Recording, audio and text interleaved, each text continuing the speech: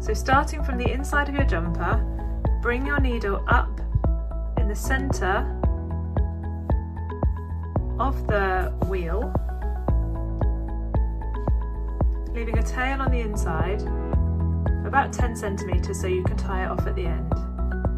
You're now going to take your needle and go down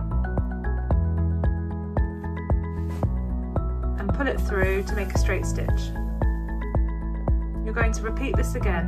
Now, rather than coming from the center, I'm actually going to go to the outside and take it into the center this time, just so that it doesn't get all bunched up, starting in the center each time. You're also going to want to be careful that you're not catching your tail, your starting tail, when you're going through and making your stitches. So again, I'm going to come from the outside and I'm going to pull that through.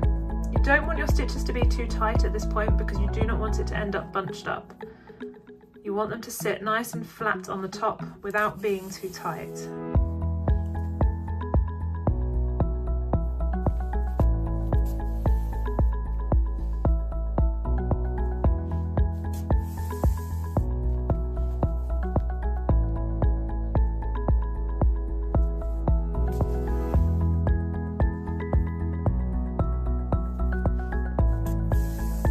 There we have our 5 stitches, and on the inside it looks like this. So I haven't caught my tail, it's sitting nicely underneath.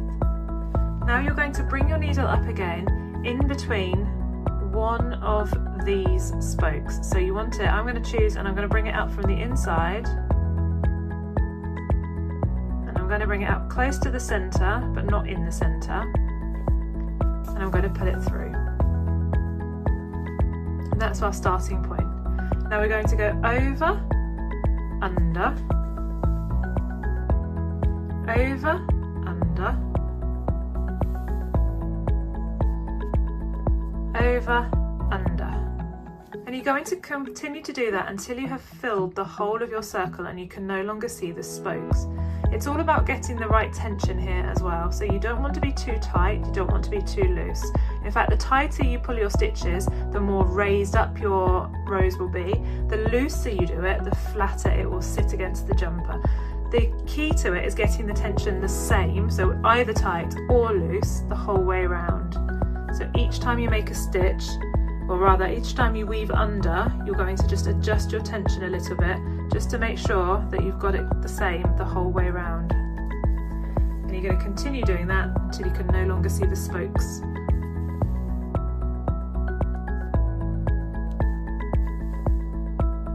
Going over and under.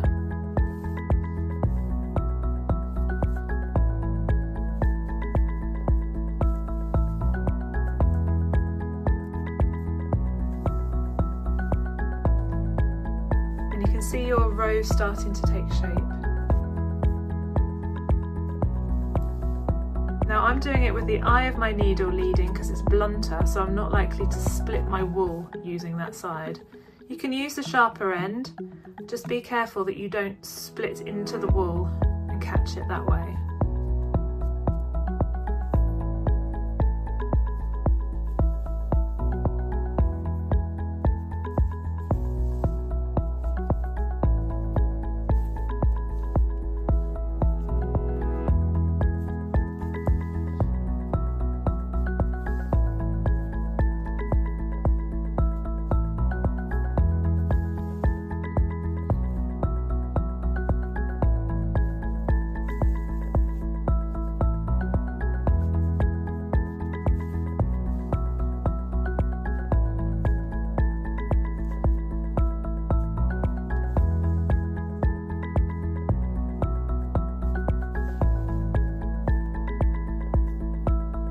Now I'm happy with the size and I can no longer see my spokes, so I'm going to just take it down. I'm going to go over the next one and come back down, poke through the jumper, pull it just gently so it sits underneath. I'm really happy with how that's turned out. Now on the inside,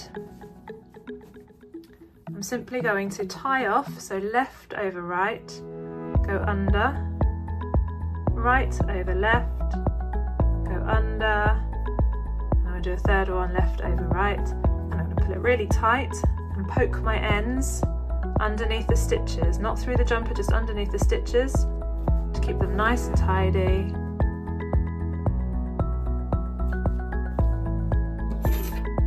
And I'll do the same on the other side. And that is how you do a woven rose.